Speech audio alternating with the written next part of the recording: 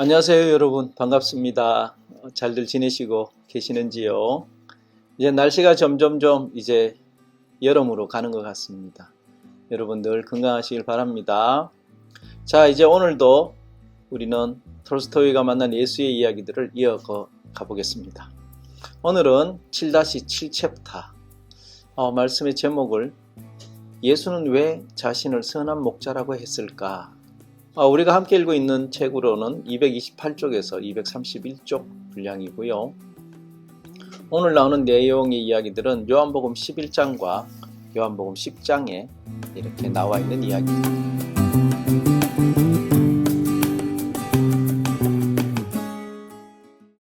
예수가 말했다.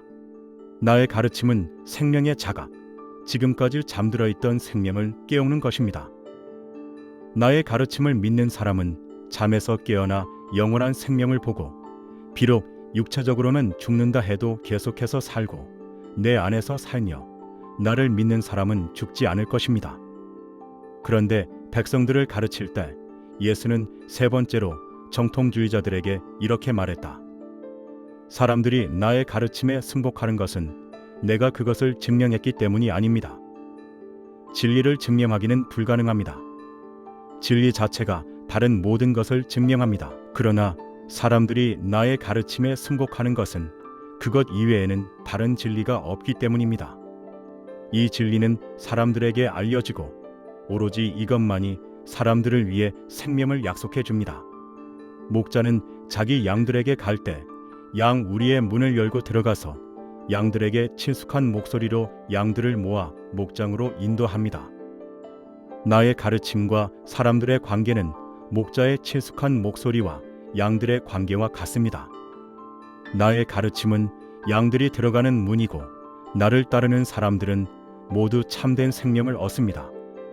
그러나 여러분의 가르침은 아무도 믿지 않습니다. 그것은 사람들에게 낯선 것이고 또한 사람들은 그 가르침 안에서 여러분의 욕심을 발견하기 때문입니다. 문으로 들어오지 않고 울타리를 넘어서 들어오는 사람을 보면 사람이든 양이든 반응은 같습니다. 양들은 그를 모르지만 그가 강도라고는 느끼는 것입니다. 나의 가르침은 양들을 위한 단 하나의 문처럼 유일하고 참된 가르침입니다. 모세의 전통법에 관한 여러분의 모든 가르침은 거짓말이며 양들에게 그것은 모두 도둑이나 강도와 같은 것입니다. 나의 가르침에 자기 자신을 바치는 사람은 참된 생명을 얻을 것입니다. 그것은 마치 양들이 목자를 따라가면 목장으로 나가서 먹을 것을 얻는 것과 같습니다. 도둑은 오로지 훔치고 뺏고 죽이려고 오지만 목자는 생명을 주려고 옵니다. 그리고 오로지 나의 가르침만이 참된 생명을 약속하고 그것을 줍니다. 어떤 목자들에게는 양들만이 자기 인생의 최대 관심사이며 그들은 양들을 소유하고 사랑하며 양들은 위에 자기 목숨을 바칩니다. 이들이 선하고 참된 목자들입니다.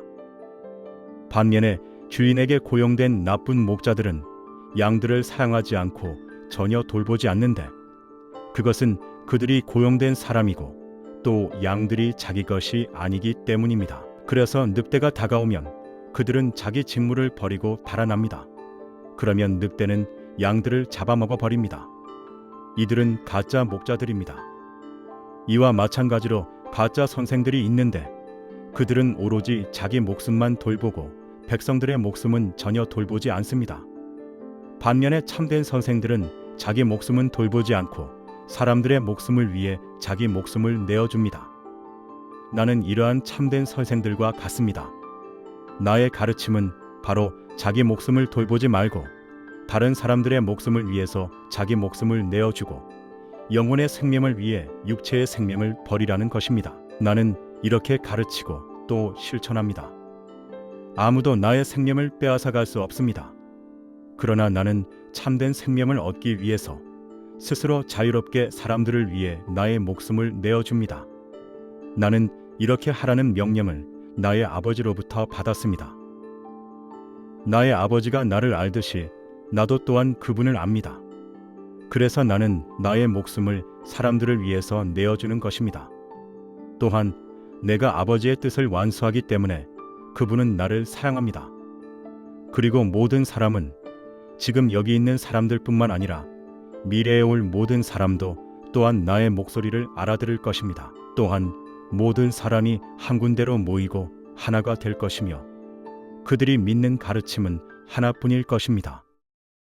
여러분 잘 알고 계시겠지만 선한 목자는 양들을 위하여 목숨을 버린다. 이 말씀이 참 우리한테 익숙합니다. 그렇죠? 이 말씀을 접하면 우리는 보통 이렇게 생각합니다. 아, 예수님이 나를 대신해서 죽으셨구나. 그래서 나는 구원받았구나 라고 생각합니다. 그런데요, 톨스토이는 이렇게 묻습니다. 정말입니까? 그 말씀이 예수님 뒤에 숨으라는 뜻이었을까요? 라고 묻습니다. 요한복음 10장은 선한 목자 비유라고 우리에게는 아주 유명한 성경 본문입니다.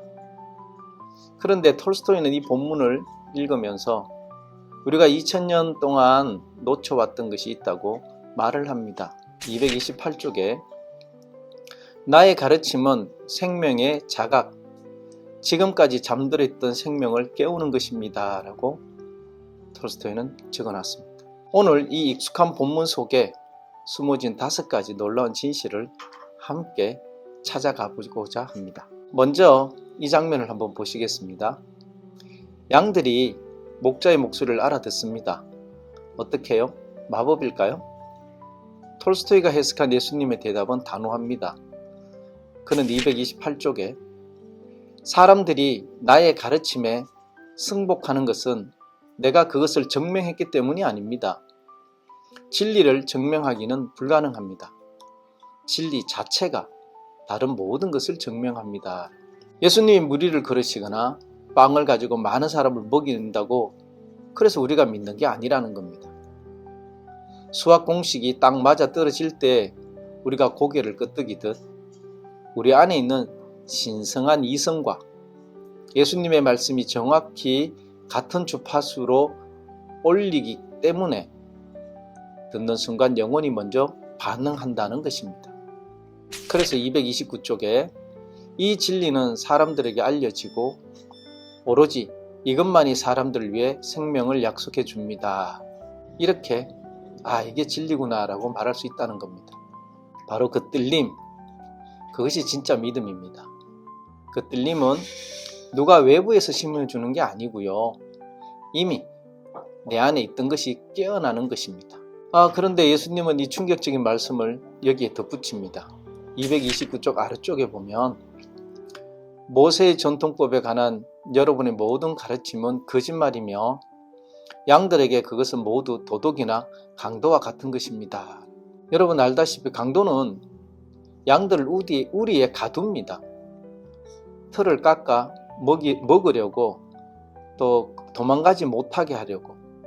근데 여기서 톨스토이가 짚는 핵심이 따로 있습니다. 양들은 강도를 처음 보는 순간 안다는 겁니다. 그가 누구인지는 몰라요. 그런데 강도라는 것은 느낀다는 것이죠. 그래서 229쪽에 보면 문으로 들어오지 않고 울타리를 넘어 들어오는 사람을 보면 양들은 그를 모르지만 그가 강도라고는 느낄 것입니다. 교리, 율법으로 인간의 이성을 마비시키고 공포로 복종을 요구하는 모든 제도, 그 앞에서 우리 내면 어딘가는 불편함을 느낀다면 그것은 내 안에 이성이 보내는 신호라는 겁니다. 참된 목자는 우리를 울타리 안에 가두지 않습니다. 저 넓은 들판, 즉 자유의 세계로 인도합니다. 예수님은 말씀하십니다. 228쪽에 처음으로 돌아가 봅니다. 나의 가르침은 생명의 자각, 지금까지 잠들어 있던 생명을 깨우는 것입니다. 나의 가르침을 믿는 사람은 잠에서 깨어나 영원한 생명을 보고 비록 육체적으로는 죽는다 해도 계속해서 살 것입니다. 여기서 말하는 생명이란 뭐냐? 톨스토이에게 육체적 욕망에만 매몰된 삶, 먹고 모으고 남들보다 더 가지려는 삶, 탐욕의 삶은 살아있는 게 아니라고 말합니다. 마치 탕자가 집을 나갈 때와 같은 경우이겠죠. 그것은 긴 잠 속에 있는 상태 또는 이미 죽은 상태라고 말합니다. 톨스토이가 말하는 영원한 생명은 죽어서 가는 천국을 말하는 게 아닙니다. 지금 이 순간 육체의 본능이라는 긴 잠에서 깨어나 영적으로 눈을 뜨는 것, 그것이 예수님이 주로 오신 진짜 생명이라는 것입니다. 자, 이제 이 이야기의 하이라이트입니다. 톨스토이가 해석한 원문은 이렇습니다. 230쪽에 보면 어떤 목자들에게는 양들만이 자기 인생의 최대 관심사이며 그들은 양들을 소유하고 사랑하며 양들을 위해 자기 목숨을 바칩니다. 이들이 선하고 참된 목자들입니다. 라고 되어 있습니다. 반면에 주인에게 고용된 나쁜 목자들은 양들을 사랑하지 않고 전혀 돌보지 않는데 그것은 양들이 자기 것이 아니기 때문입니다. 그래서 늑대가 다가오면 그들은 자기 직무를 버리고 탈환합니다. 사꾼은요, 보상을 위해서 일합니다. 대가를 위해서 일한다는 것이죠. 그러다가 위기가 오면 도망칩니다. 왜냐하면 내 목숨이 더 중요하니까요. 이것은 톨스토이 당시나 지금이나 똑같습니다. 대가를 위해서, 보상을 위해서, 체면을 위해서, 자기 자리를 지키기 위해서 진리를 외면하는 삶을 말합니다. 그러나 참된 목자는 다르다는 겁니다. 양과 자신이 하나라고 느끼기 때문에 보상을 계산하지 않습니다. 마치 엄마가 아이를 향해 본능적으로 몸을 던지듯 사랑하기 때문에 기꺼이 나를 내놓는 것, 이것이 톨스토이가 말하는 진짜 사랑, 아가페이입니다. 자, 마지막으로 예수님은 이렇게 말씀하십니다. 231쪽을 보면 아무도 나의 생명을 빼앗아갈 수 없습니다. 그러나 나는 참된 생명을 얻기 위해서 스스로 자유롭게 사람들을 위해 나의 목숨을 내어줍니다. 톨스토이는 예수님의 십자가를 비극으로 보지 않아요. 신의 형벌로 보지 않습니다. 그것은 이성적이고 주체적인 선택이었다고 보는 것입니다.